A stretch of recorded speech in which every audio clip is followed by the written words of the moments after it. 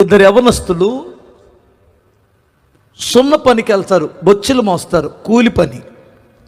శనివారం బట్టువాడు తీసుకుంటారు. ఒకడేమో 5 స్టార్ హోటల్కి వెళ్ళి టీ తాగుతాడు, ఒకడేమో రోడ్డు పక్కన రూపాన రెచ్చి టీ తాగుతాడు. చూసేవారికి ఆ 5 స్టార్ హోటల్కి వెళ్ళేటువంటి వాడి మీద ఎవరైనా పనికి మాలినోడు అనుకుంటున్నారు. బేల్దారి పనివాడికి 5 స్టార్ హోటల్లో టీయా అనుకుంటున్నారు. ఈ పక్క తన స్నేహితుడికి కూడా అర్థం కావట్లా ఎందుకు ఈడు అక్కడ తాగుతున్నాడు. కానీ వారానికి ఒక టీయే తాగుతాడు, అది 5 స్టార్ హోటల్లో తాగి వస్తాడు. కొద్ది రోజులు అయిపోయింది, నెలలు గడిచినాయి, సంవత్సరాలు గడిచిపోయినాయి. ఒకరోజు డౌట్ వచ్చి అడిగాడు వీడు, అరే ఎందుకు నువ్వు 5 స్టార్ హోటల్లో టీ తాగుతావు?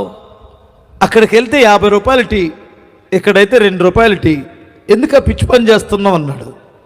అప్పుడు ఏమన్నాడంటే, ఒరే నేను చేసేది పిచ్చి పని కాదురా, నేను అక్కడికి ఎందుకు వెళ్తున్నానంటే టీ టేస్ట్ కొరకు కాదురా, అక్కడ తెలివైన వారు, జ్ఞానం కలిగినటువంటి వారు, పద్ధతి కలిగినటువంటి వారు, బిజినెస్ చేస్తున్నటువంటి వారు అక్కడికి వచ్చి టీ తాగుతారు.